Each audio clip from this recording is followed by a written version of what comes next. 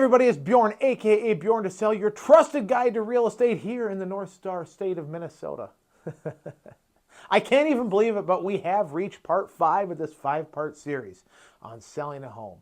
And selling a home is a big deal, but what about also buying one at the same time? That's when things can get a little bit tricky, but don't worry. I have helped clients navigate this process, and I'm here to help you do the same. Today, I'm breaking down how to sell and buy at the same time while minimizing stress. If this is your first time here, make sure you hit that subscribe button because, well, you're going to want to go back and watch the previous 4-part series, but you're also going to want to see all the great real estate tips and advice that I offer. Now let's dive on in.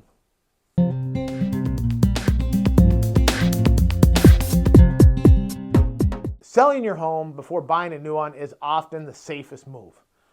You'll know exactly how much money you have to work with, and you won't have to juggle 2 mortgages at once. That is a huge advantage, especially if you're trying to avoid financial strain. But there's one big challenge. Where do you go in the meantime? If your home sells quickly, but you haven't found your next place yet, you might find yourself scrambling for a temporary living situation. Not an end of the world, but maybe more headache than you want to deal with. Fortunately, there are a few strategies that can make this transition easier. One option is figuring out some short-term housing. That could mean staying with a family member or friend. It could also mean getting a short-term rental, or maybe you find a place that you can lease month to month. Another similar approach is negotiating a rent-back agreement where you sell your home but remain living in it for a short period of time after closing. This gives you extra time to finalize your move without feeling rushed. A third strategy is negotiating an extended closing timeline, which allows you more time to secure your new home before handing over the keys. On the other hand, buying your next home before selling your current one, well, that offers some major convenience. You get to move at your own pace without the stress of last-minute packing or scrambling for a place to stay. But the risk is you'll be carrying 2 mortgages at the same time. And that can add up fast. It might not even be possible for some people.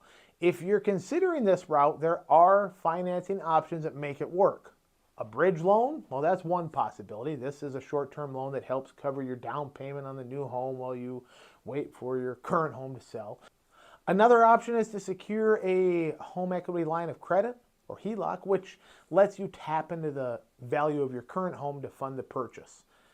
These options, any of these financial things, you're going to want to talk over with your financial experts and your lender to make sure you're making the right move. Now, some buyers also choose to make a contingent offer, meaning that they agree to buy a new home only if their current home sells first. This can be a great option, but in a competitive market, well, sellers might not always accept a contingent offer because they do introduce an element of uncertainty. If your goal is to sell and buy in one seamless transition, timing is everything. This requires careful coordination, but with the right approach, it can absolutely be done. One way to streamline this process is by listing your home while you are hunting. This way, your home is already attracting buyers at the same time you find your next place, minimizing that potential for a gap between selling and moving. Another key strategy is negotiating flexible terms. Whether it's a longer closing period or a rent back like we talked about earlier, structuring your sale strategically can give you more breathing room to secure your new home. And of course, none of this can really be done without the right real estate agent guiding you through the process, because managing 2 transactions at once requires precision. And that's where I come in. I specialize in helping my clients navigate this process smoothly, ensuring that all timelines align for a stress-free, or at a bare minimum, as low stress as possible transaction. Selling while buying is a balancing act, but with the right plan, you can make the transaction smooth and stress-free.